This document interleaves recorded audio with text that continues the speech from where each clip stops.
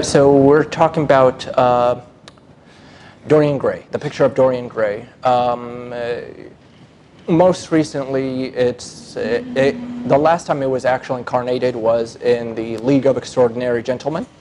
It was mostly about monsters that took place during that time. Dr. Henry and Mr. Hyde, Dr. Jekyll and Mr. Hyde, Dracula, and a few of the classic monsters that were famous during that time. It was during the Victorian era, the late 1800s.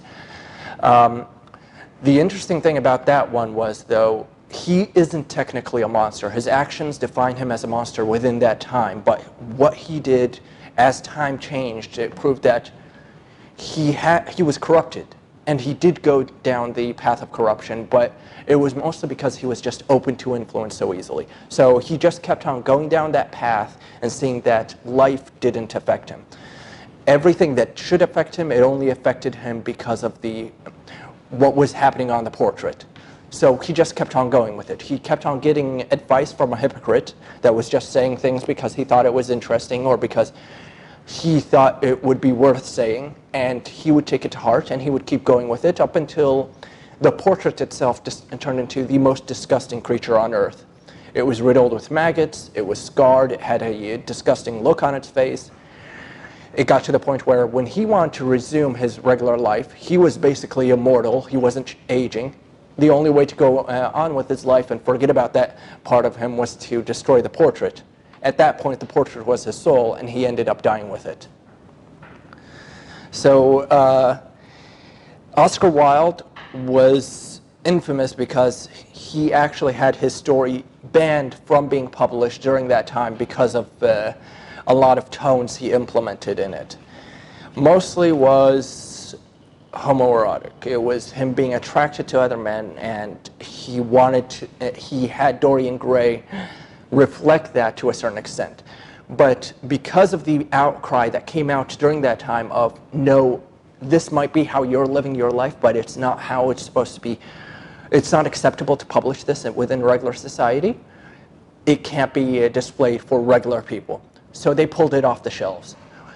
He added 4 chapters to the book and then republished it while removing some of the more obscene parts, or what was considered obscene by those standards, into the book.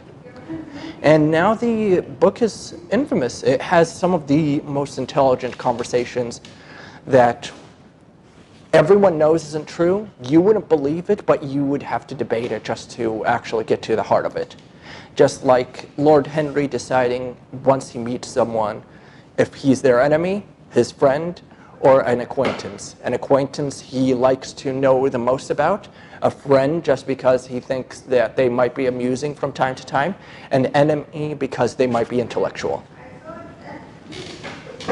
And I don't know. How do you guys want to take it from there? So, any characters in the story? Dorian Gray. He's the lead character, and there's the hypocrite or his /mentor, Lord Henry. Lord Henry gave Dorian Gray the initial ideas. He was just regarded as beautiful by a painter, the painter that initially drew the portrait that the book is titled for, the portrait of Dorian Gray. It's the one that reflects all that's going on. So he meets Dorian through Basil, who was in love with him and was painting his portraits and seeing color for the first time through being with Dorian. But at the time, because they had to censor all of that, it was just a friendly interaction. He met what he considered his best friend, and he was hiding him from the world. Once he opened him up to the world, and at the time the world was not working grunts, it was the aristocrats. It was people that had enough money to spend their day just going from lunch to dinner to breakfast with different people and going to shows and to plays. So like normal people. For them, I mean, the aristocrats were just, 10% of the population at max during that time. You had to be born into it. So once he's introduced into that, Oscar Wilde didn't graze too much into why he was all of a sudden accepted into that society. It used to be that you're born to it, they know you from a child, and you stay with it. But for some reason in this book, Dorian Gray has a heritage that can let him latch onto the society without being forced out of it. I think that the portrait reflects his inner feeling and his bad actions, like what goes around come around. To a certain extent, yeah. What goes around comes around. To a certain extent, yeah. So everything, what he was doing, his first reaction, how he noticed his actions were affecting the portrait was he fell in love with an actress, and the second he noticed that the actress wasn't acting perfectly, but she was attractive, he didn't want to be perceived as only being with these people because, only being with her because she's attractive. So he broke it off with her. Because he broke it off with her, she was so in love she killed herself. And in killing herself, he thought it was beautiful. It was art. And once he thought about it only to himself, he noticed that the portrait had a sick grin on his face. That the thoughts he wasn't talking about were actually being incarnated into the portrait. Walaikum assalam. So what about the social expectations behind that story? The social expectations was a large part of it. I mean, it even reflected on how it went afterwards. Oscar Wilde actually lost his freedom and his status and everything that made him who he was because of that. It was used as evidence to remove him, to put him in jail for 2 years, and then once you ruin that kind of reputation for someone in that age, that's it, he was done. So this book was actually considered the downfall of an aristocrat at the time. Can we talk about Lord Henry? Lord Henry, about his philosophy? Well, it was a philosophy of corruption. He didn't really believe anything he was talking about. He believed that marriage was a waste of time and that it's only there so that you would say that, so you can increase your connections. And he said that just by being married to someone that he was quite fond of once you read how he interacts with her. He would talk about his wife, about how he barely even knows her, but whenever we see her in the few scenes, she talks about how she knows him more than he knows himself. He would talk about how religion was a waste of time, but he would also talk about, but then you would see his aunt talk about how she sees him at church every day. So his philosophy was mostly just spouting off on random ideas that he thought were interesting more than anything else and passing them off as his own. And at the same time, the people that knew him, like Basil, would call him out on it. He would say these things, Lord Henry, I don't believe them, and I'm pretty sure you don't believe them yourself. And he would say, yeah, I don't. So it was just an endless cycle of him spouting things off, Dorian taking them to heart, and Dorian being the one that actually gets damaged because he was living by those philosophies. And that's what led him to justify all of his actions. It got to the point with Dorian where polite society was still accepting him despite whatever he does, but people were dying or having their reputations destroyed because they were being around him. They would keep him around because he was an object of controversy, but that was about it. So easily influenced? Well, a teacher says it was because he was just stupid. I think it's because he was just, what's the word, Ghashim. He was innocent, he was naive. He didn't know exactly what, lived a sheltered life, and all of a sudden he was exposed to expensive and expansive philosophical ideas that he's never encountered before. All we know about his past is that he basically grew up in a farm. And when you throw him into a society that has nothing but time to debate ideas to the extreme, he just didn't know where to go with it. He thought that these ideas, that while people weren't living by them, they did have a certain kind of merit to them. And he wasn't just going by the evil corruption side in that regard. He was going by everything that would be considered selfish. He collected jewels, he collected art, he collected money, he started ventures. He had a lot of things going on that would always reflect just back to Dorian. Nothing that would go out from Dorian. I have a question. What kind of philosophical movement that affected him at that time? At the time, it was the idea of being so isolated and going by everything that society stood against. So society stood against the idea of, not society, to be more precise, the aristocrats. The poverty, the poor class didn't really care about these things because they were too busy trying to live their day-to-day life. We're talking about people that can actually afford cake as the simplest thing. So he was just living by that method, and mostly, honestly, what it just came back to was just the 7 deadly sins. He went back to every one of the 7 deadly sins that were the Christian church condemned.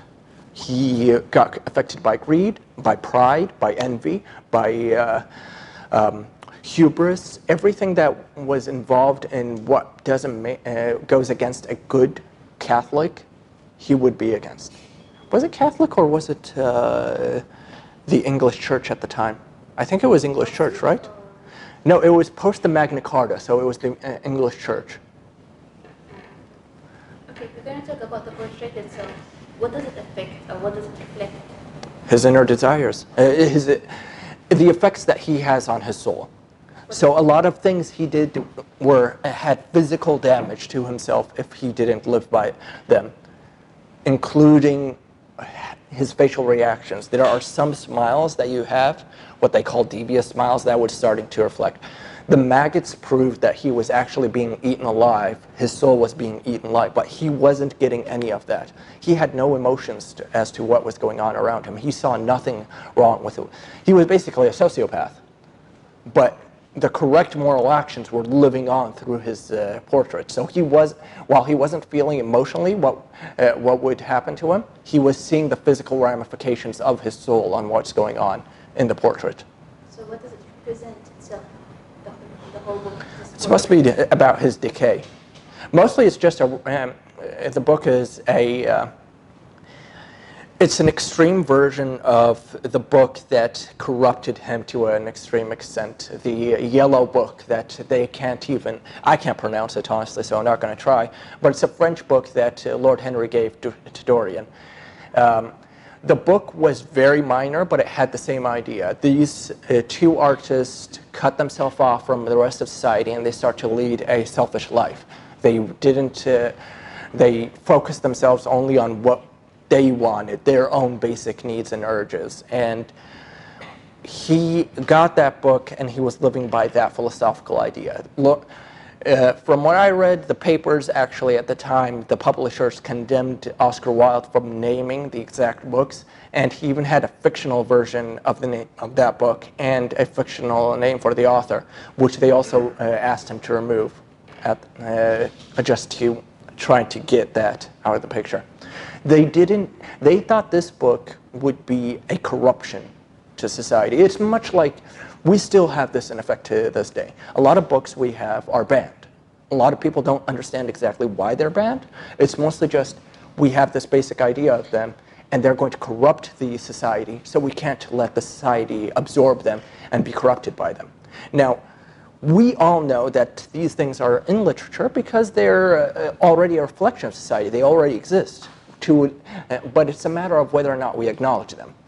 This book represented that at the time. It was banned because it represented a lot of things in society that people didn't want to acknowledge. It was there, but it was considered the underlying of society. And that a normal person, if they absorb this information, they're going to be influenced to a negative degree and that negative effect is going to increase in our society, such as the opium dens. Okay, so any of these characters do you think are believable to be presented in our time? In our society, I think they should also, they're already represented, but I think we need more Lord Henrys. Why is that? Because if you don't challenge any idea you have, then you're just going by tradition and what you're imprinted on from a young age. Most of our ideas, most of our beliefs, our religions, we're not really challenged on them. We just grow up knowing them, and we would go with them. But for a lot of adults, especially in this society, if you ask them basic details on why they believe in something, they would get stuck because they've never been challenged on it. It's an echo chamber of their own ideas. They go into their family's house, they're going to hear the same political ideas, religious ideas, as they hear in the Diwaniyah or in the workplace. Even our newspapers, we have a certain amount of information that we deem as acceptable, so we pass it on. We keep on regurgitating it. But if you have more Lord Henrys, true, you are going to have more people succumb to Lord Henry, and they're going to be corrupted, and they're going to be pushed back. They're going to affect society to a negative degree. But for the rest of it, it's going to grow stronger because they're actually going to be developed. They're going to be able to adjust to the times. A lot of things right now, if you take, we have a lot of ideas and a lot of cultural accepted methods, which honestly I don't want to go into and I don't think are worth going into. Once you take the child outside of this society and you take them to another country, you fear from their influence on your child because of it. They're considered now socially acceptable, and in those societies, if you don't accept those ideas, then you're in the wrong. You're considered in the wrong end of history. For example, we have a colleague right now that's going to Munich and to Germany, to Munich and to Las Vegas. And her biggest worry was, I know the ideas they represent, but honestly I didn't think about the effect of the media they have. I control the media they watch. And they're so young, I don't want them to be absorbed in that society. Now I'm stuck into how am I going to react into not letting them think that these ideas are socially acceptable, because to me they're not. So when I bring them back, I don't want them to think that those ideas are still okay. But at the same time, while they're there, I don't want them to make a show of themselves that they don't think these ideas are okay. So how to filter that information. And as we adjust with the time, with the existence of internet, we're just going to see worse. The more people keep pushing the traditional ideas down and saying, this is how it is, this is how it should be, the more the internet's going to fight back, and we're going to see more of Dorian Grays than we are going to see of Lord Henrys. For the rest to have more, as I said, you should have more of Lord Henry. If you have more Lord Henrys, like I said, Lord Henry didn't believe, but Lord Henry didn't believe anything he said. He preached it because he understood it. He thought it was interesting, so he thought he would convey the idea. He was playing devil's advocate to a certain extent about everything. The fault isn't with Lord Henry, though. It's with Dorian. How many people that has Lord Henry interacted with in his life? We already meet him, and he's in the middle of his lifetime. How many people do we know of in that book that didn't get to have the same effect as Dorian? The fault isn't with Lord Henry, it's with Dorian. What's your favorite quote in the book? I couldn't say off the top of my head. Mostly, at least, everything that Lord Henry says. I guess it would have to be, Henry, you don't believe what you're saying, and I'm pretty sure you don't too. That's paraphrasing, of course. But that's my favorite. I just like the fact that he acknowledges that what he's saying is just complete nonsense, and he keeps repeating it. And the people that don't challenge him, the people that absorb it, he thinks it's just hilarious. He just wants to see the after result. Okay, I have the same question here about the character. Which one of the character does represent Oscar Wilde personality? All of them. All of them. During his trials, he said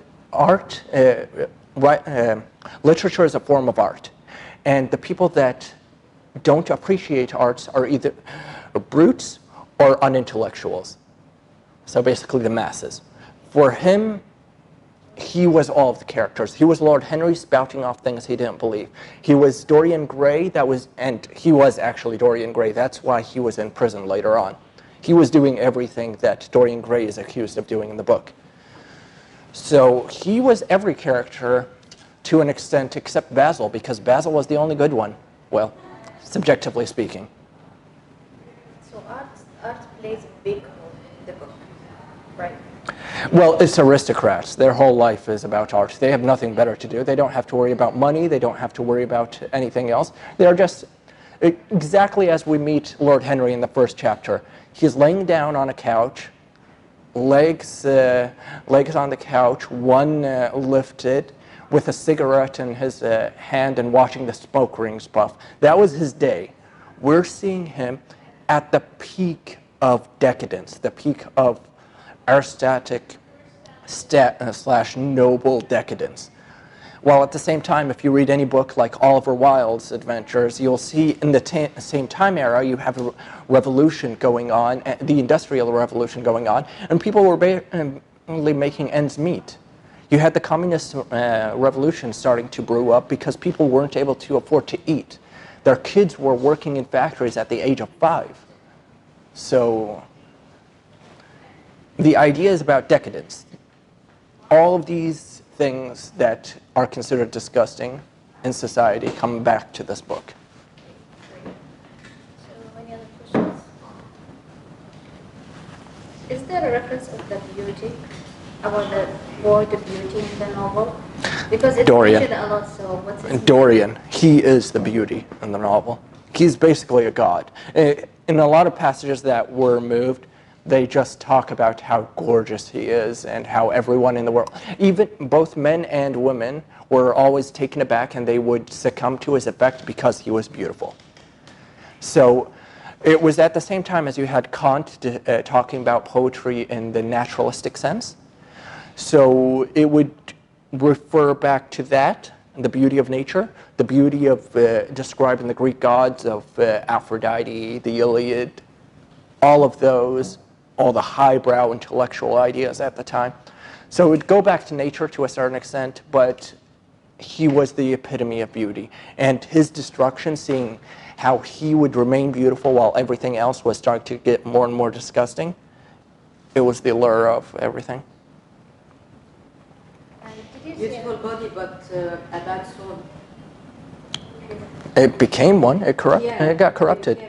And you see the manifestation of that disgust when you see, despite how beautiful he is, the portrait was just as beautiful. There was an issue in the novel at the start was Dorian hated the picture because he understood that at that very second, he's just going to grow older and he might become less attractive while that portrait is forever going to be the most beautiful. So he's going to lose his looks, but that portrait is going to remain the same.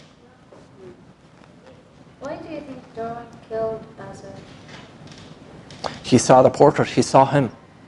He was vulnerable. At that very second, he understood what it was for someone to see him.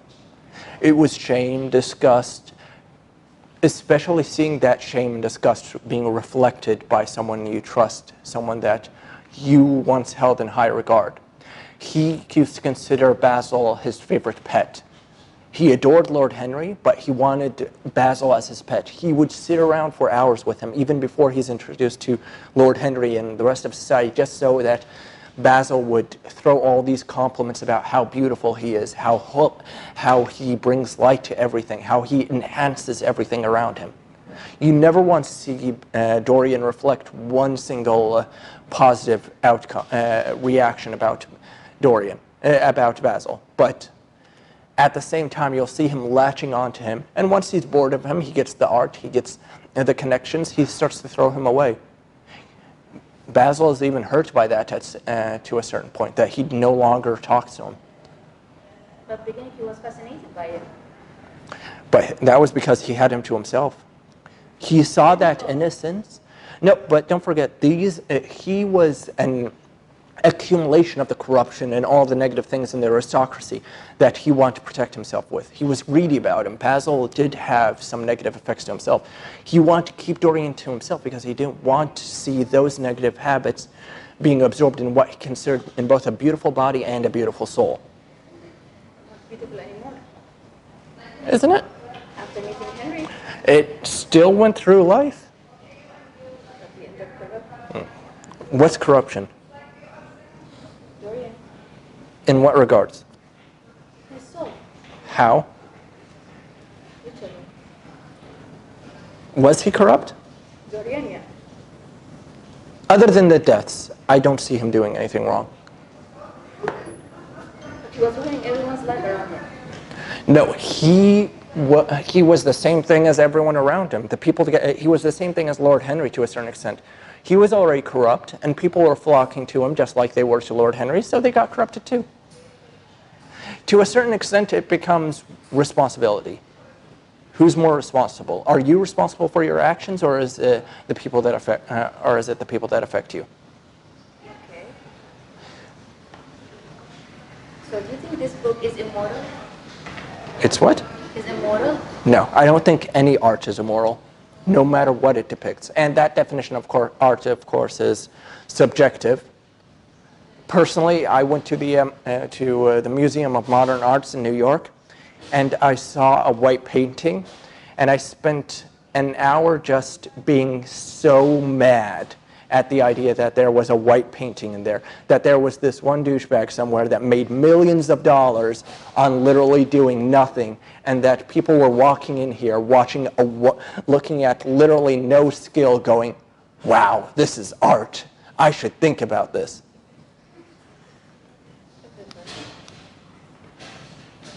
Or like the blue painting with the line down it. Yeah, I mean, that really requires skill.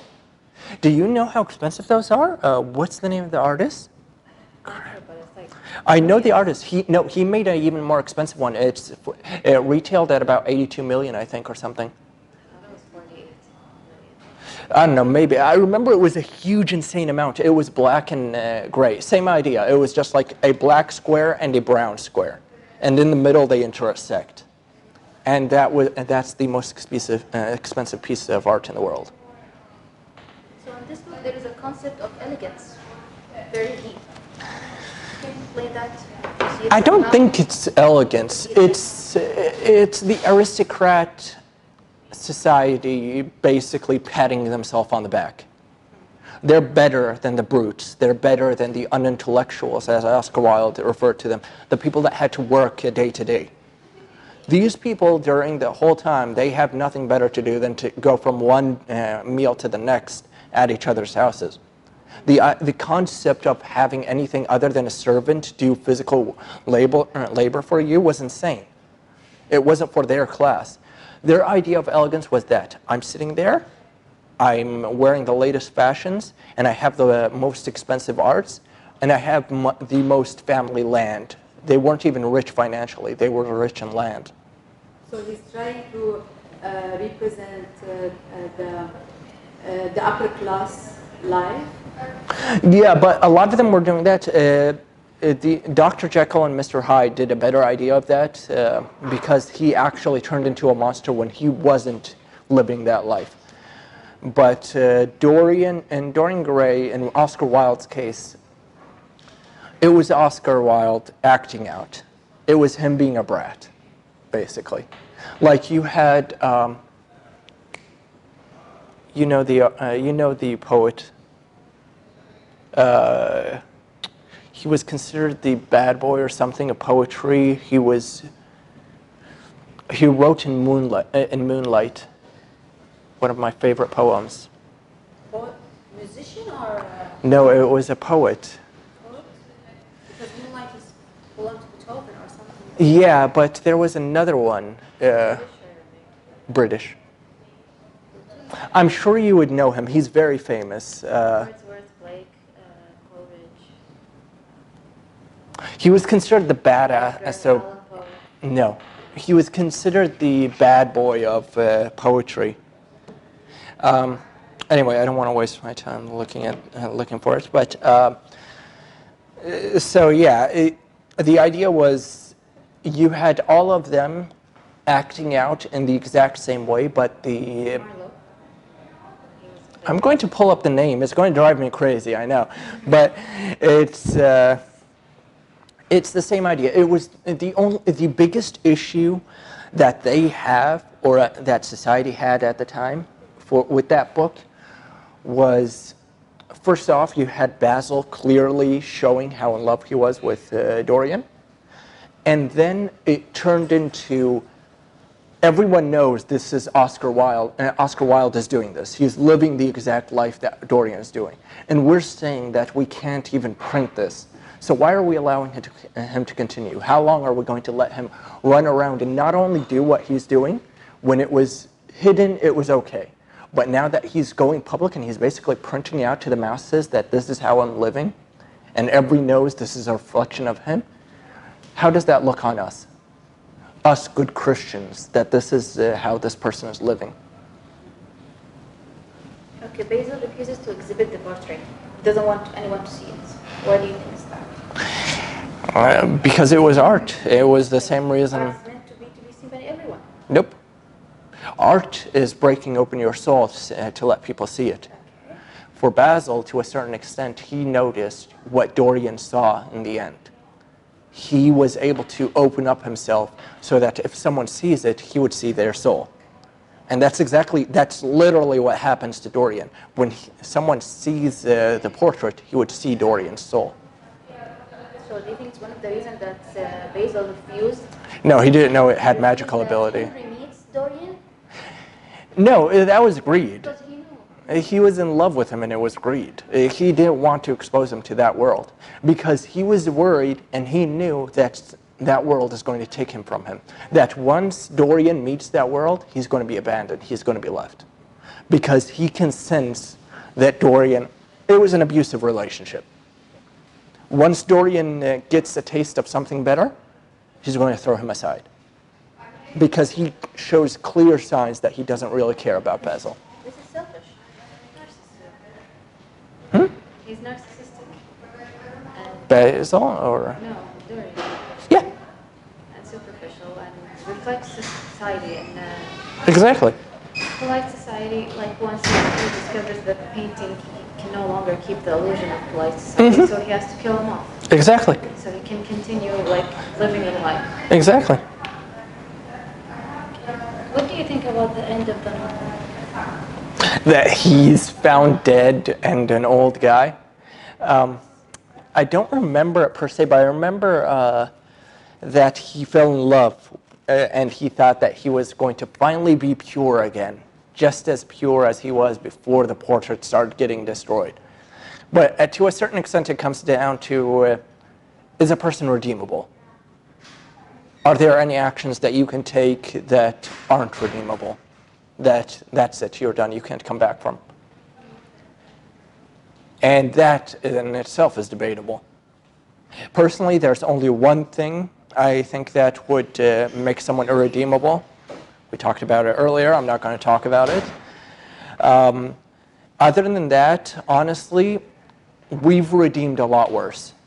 We redeem sociopaths and narcissists and tyrants and murderers all the time. Every time we talk about a conqueror, whether you're talking about the British kings or the Alexander the Great or Napoleon, each one of them got to where they were because they slaughtered and took lives. They were ruthless. Caesar, we still talk about how great the Roman society was, when in fact they were enslaving people. There's very few things in society that we don't find redemption can be redeemed. And in the end, that's what Dorian thought he was able to achieve if he destroyed the only thing that ties him to his horrific past. So who do you think is more to blame? Dorian. I don't think that anyone is excusable from their actions. You can be forgiven, but you can't be forgotten. And let's be honest, who really forgives anything these days? It's gone, but you have to just accept it and move on more than anything. That's forgiveness. But no one actually completely wipes the slate clean. Yeah. So do you think he's more of like a criminal or a victim of society? That's interesting. I think he's both. Because we do see him ruin people, right? Yeah. But at the same time, he was sheltered. Yeah. So if he was living the same life that Lord Henry and Basil were living, he wouldn't have been as easily destroyable. Because he just sees one book about ideas that even the author doesn't believe in, and all of a sudden he's willing to go with every one of them. He thinks the acts in there are so deliciously decadent that they're worth executing on in real life. So do you think is that why people love the story, or it stood the test of time because he's more of a sympathetic character? Actually, I've met very few people that think he's sympathetic. Like, don't you feel sorry for him because of the things that happened that led him to this corruption? Like, it wasn't 100% his fault, but there, to some extent, If he it was his hadn't met decision. Henry, what would have happened? If he hadn't met Henry, his life would be different, definitely. But at the same time, like I said,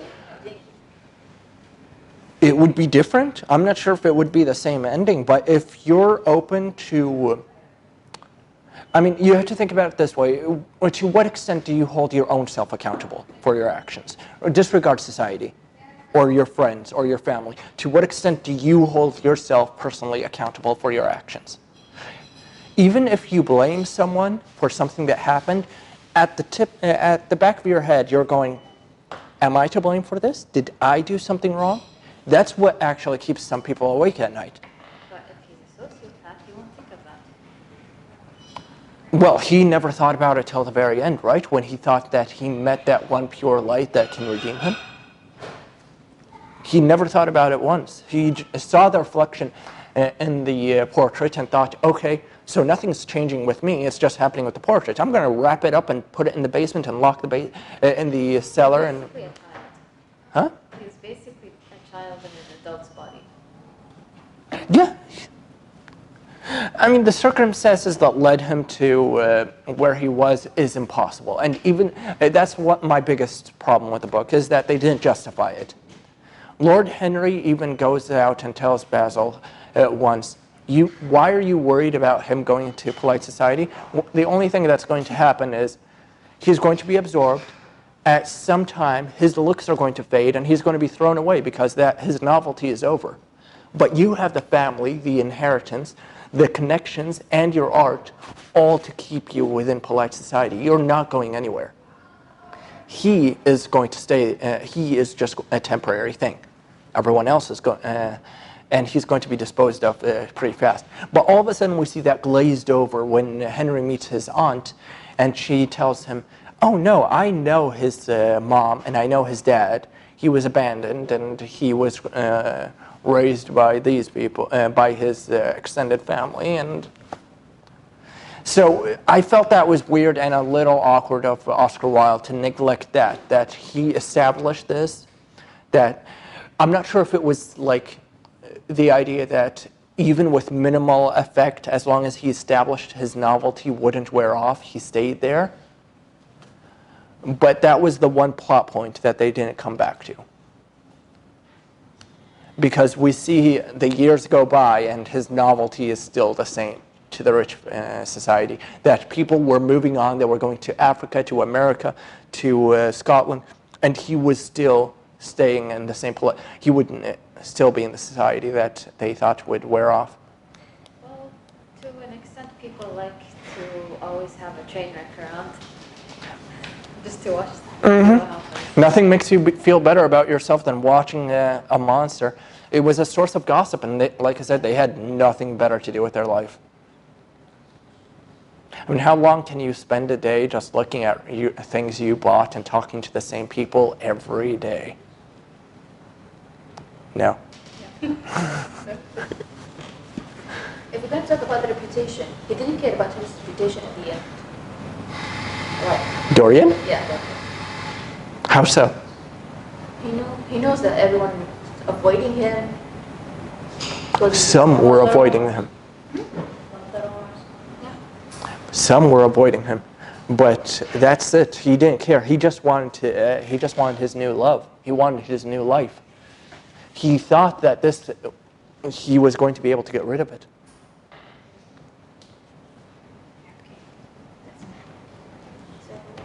Any other questions? Can I ask about your opinion in general about the novel? I think it's a work of art. I think Dorian is one of the more interesting characters because I would love to see the extent of the damage I've done on my soul. I know I've done things that I think are horrible just because I thought they were funny, or influenced people to do so because I thought it was funny.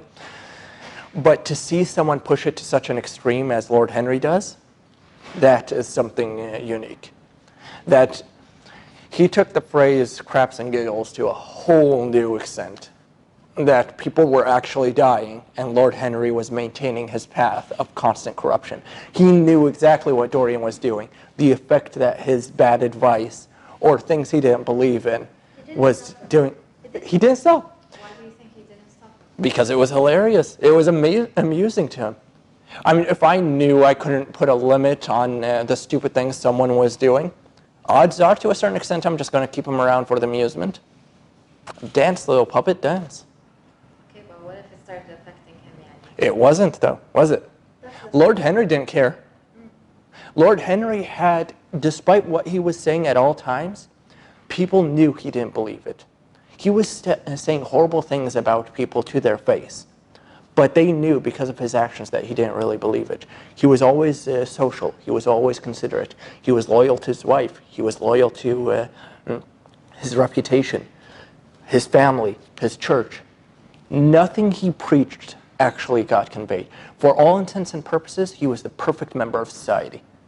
He would just say things. He was just like the crazy uncle that you love, but you didn't actually took him to his word on everything. Can you talk about the main hidden message in this novel? Well, I've already talked about that one, being homosexual. That was apparently the biggest one. But honestly, I personally, when I read it, I thought the main thing was, to what extent would it affect you if you can see the exact damage you are doing on yourself and the people around you? To what extent that would affect you? That was my interpretation for it, because he was seeing the damage. Because he was a sociopath, he didn't feel these emotions. Like for us, we would feel it. If you do something bad and you grin to yourself, you would feel the effects about how that grin was wrong. He didn't feel it, but he saw it. He saw it, but he didn't care. He was a sociopath. He lacked emotions. But yeah, for me, it was about the corruption. It was about how if you saw everything, everyone does things they're not proud of. Everyone does things that with time they realize are wrong, even if they thought they were wrong at the moment, or have led to horrible consequences. Some things he's done out of sheer stupidity, like the suicide of his fiancée. Our mistakes kill us at the end of the day. If they don't kill us, they do have their own lasting damage. The death of Sybil, I'm not sure if it can be placed entirely on his hands, honestly. Like I said, everyone's responsible for their own actions. For him, he was being a child. He was being a brat because he didn't want to appear to his friends as superficial, that he only fell in love with her because she was beautiful. And she was beautiful, according to them. But they thought that was her only attribute, that she was beautiful. She didn't know how to act. But to the aristocratic society, the fact that, no, it's not because she's beautiful. She's actually an artist. He saw, because of that one performance, that her love for him was destroying her art. And that, for him, he didn't want that reflection, that, oh, he's superficial. And he was still new to the society, so he thought that any negative ramifications would actually hit back to him. So when she killed herself, it was a shock to him, but at the same time, he realized he wasn't actually being damaged by it. So, but we do see that damage in the portrait. So you can't really blame that death on him. But if you can see your own damage, the damage you cause on people's lives in front of your very eyes, how much of an effect would that have on you? Would you become a saint? Would you become more perverse, or would you stay in the middle? Would you try to understand? Because I don't think either direction, honestly, would lead to someone's improvement. If you're a complete saint, it means you're putting blinders on your eyes. You're not accepting society or life how it is. Nothing is 100% pure in this world. So why put yourself in blinders, and why leave yourself go wild? You have to always maintain the middle ground. And if you can maintain the middle ground, you're going to have to accept that there's still going to be damage in that portrait at the end of the day.